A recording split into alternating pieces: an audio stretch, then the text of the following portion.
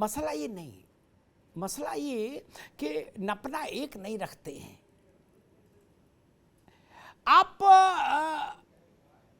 शरीयत में कोई हस्तक्षेप नहीं चाहते, ठीक बात है। तब फौजदारी के मामले में इंडियन पेनल कोड क्यों मंजूर किया? जो बात प्रोफेसर कपिल कुमार कह रहे हैं, तब इस बात के लिए भी लड़ना चाहिए था कि ना भाई इसमें हम हाथ काटने वाले मानेंगे, रखेंगे, हमारे लिए अलग कर दो, हमारा आदमी चोरी में पकड़ा जाए हाथ काट दो उसके दोनों। तब ये तो बोलो तो लगेगा कि हाँ भाई दीन के लिए कुर्बानी देने को तैयार हैं। रावत साहब ठीक बात है ना?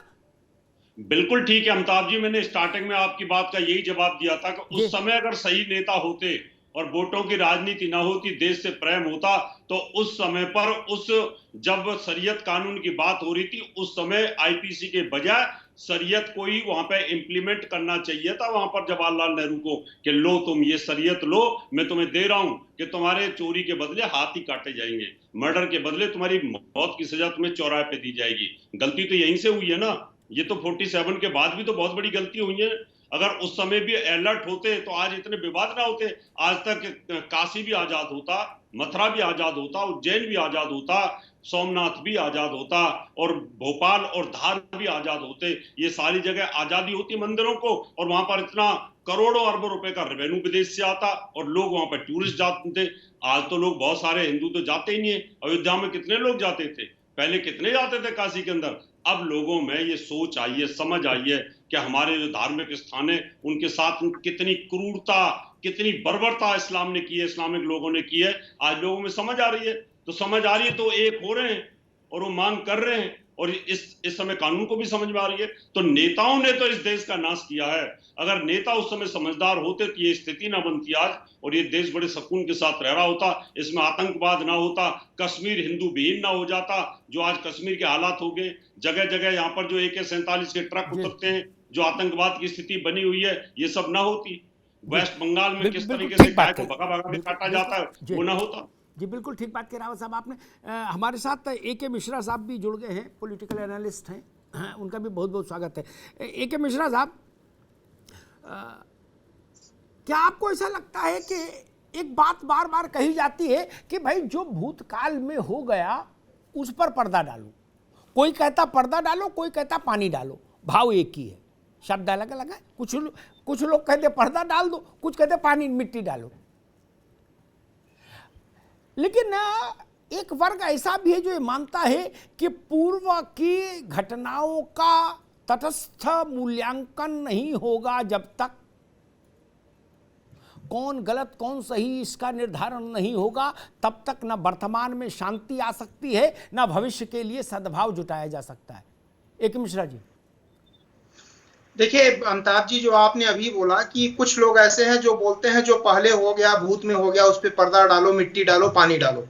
ये बड़े लालची और बड़े स्वार्थी टाइप के ये कौम होते हैं, और केवल एक सेलेक्टिव चीजों के लिए बोलते हैं। मैं बोलता हूं भाई ठीक है, पास्ट में जो हो गया पर्दा डाल दो, तो दुनिया भर के विश्वविद्यालय से आप इतिहास संकाय को हटा दीजिए, इतिहास जैसे सब्जेक्ट को हटा दीजिए। क्यों ये आप नहीं कर रहे हैं? क्योंकि इतिहास भी तो भूत को ही रिप्रेजेंट करता है, उसी की स्टडी को रिप्रेजेंट करता है। इनफैक्ट ये ऐसा इसलिए बोलते हैं कि मिट्टी डालो। इसमें एक एग्जांपल दूंगा, 1991 का जो ये पूजा स्थल का जो कानून बना था ना, वो एक तत्कालिक इस तरह की प्रक्रिया बड़ी सोची समझी थी कि भाई पर्दा कैसे डाला जाए ताकि ये मुद्दे उठे ना। रूह को जगाने का काम, देखिए रूह को अगर शरीर से अलग कर दीजिए तो शरीर का कोई महत्व नहीं है। आक्रांता ऐसे रहे हैं कि उन्होंने पहचाना है कि भारत की रूह आत्मा कहां पे है। किसी भी देश को अगर सांस्कृतिक रूप से आपको विजय प्राप्त करना है तो आप उसकी रूह को, यानी संस्कृति की जो रूह होती है, उसको खत्म कर दीजिए। तो मंदिरों के ऊपर मस्जिद बनना यानी रूह को खत्म करने की कोशिश थी। यहाँ के जितने भी स्मारक थे जो हमारे गौरव को बताते थे, उनको नष्ट करना, उनको ध्वस्त करना। देखिए जितने मुगल आक्रांता या बाहर के आक्रांता थे ना, वो केवल पैसों के लिए नहीं आए थे, वो बड़े क्रूएल थे। पैसों के लिए आए होते तो पैसे धन लेकर के चले गए होते, ऐसा नहीं था। उन्होंने पैसों और धन के साथ साथ ये देखा कि यहाँ के कल्चर को कैसे नष्ट किया जाए, क्योंकि वो बराबरी तो कर नहीं सकते थे।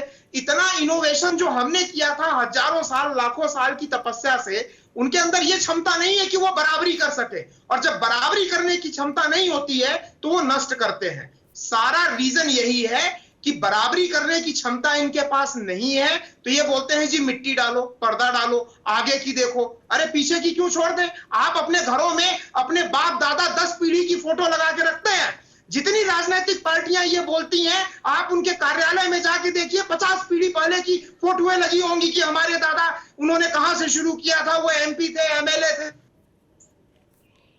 बिल्कुल ठीक बात कही ए के मिश्रा ने। मौलाना साहब, एक सवाल तो खड़ा होता है मित्र, मथुरा में कृष्ण जन्मभूमि स्थित मंदिर को तोड़कर मुगल सेना जब हुई तो औरंगजेब के आदेश पर तो हुआ कि भाई अब इसमें जो मूर्ति फूर्ति सब निकली हैं, विग्रह, इनका क्या करें। तो हुक्म दिया गया दरबार से कि इनको आगरा की जामा मस्जिद की सीढ़ियों में चुनवा दो। इसका लूट से कोई ताल्लुक नहीं था, और चुनवाओ भी तो कहां, सीढ़ियों में चुनवा दो।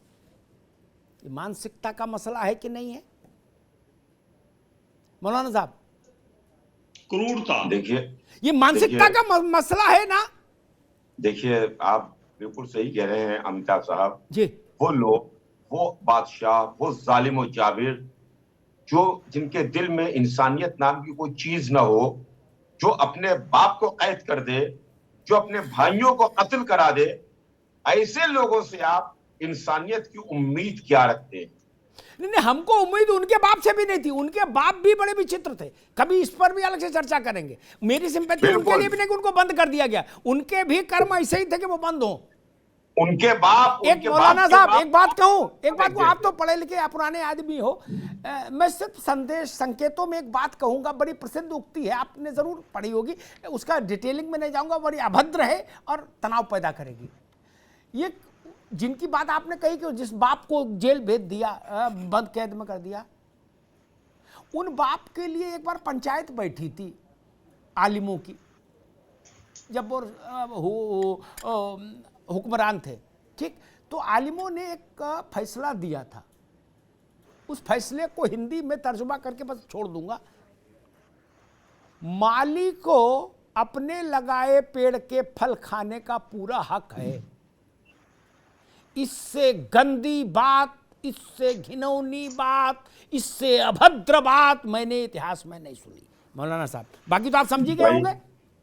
बिल्कुल आप सही कह रहे हैं। इन बादशाहों का कैरेक्टर, किरदार ऐसा ही होता है। इसीलिए तो हम बादशाहों को बुरा कहते हैं, कल भी बुरा कहते थे, आज भी बुरा कहते हैं। ए.के. मिश्रा साहब बताइए, इससे अभद्र बात हो सकती है कि तरह के आलिमों ने आके फैसला दिया कि माली को अपने लगाए पेड़ के फल खाने का हक है। देखिए, इससे गंदा वृत्तांत इतिहास में नहीं मिलता दुनिया के कहीं। मैं आपको बताता हूं अमिताभ जी, चलिए, बादशाह हुए होते बाबर से लेकर के लास्ट मुगल, आप समझिए 8, 10, 12 जो भी रहे होंगे, बात वहां तक होती तो बात सीमित थी। लेकिन एक कौम का जब हर आदमी अपने आप को बादशाह समझने लगे और वो बोले कि हम तो पैदा ही हुए हैं बादशाहत करने के लिए, तो दुनिया में अमन चैन कहां रहेगा। आपने जो एग्जाम्पल दिया इशारों उशारों में, वो सही है। मैं आपको बताऊं, अकबर के टाइम से बेटियों का निकाह बंद कर दिया गया। क्यों बंद कर दिया गया? उसके बहुत सारे कारण हो सकते हैं, लेकिन एक कारण यह भी था। और मैं आपको एक चीज और बता दूं, इनके यहाँ शादियां भी ऐसी हुई हैं, अकबर ने अपने गुरु बैरम खान की बीबी से शादी की, जो उसकी बहन न जाने क्या क्या लगती थी।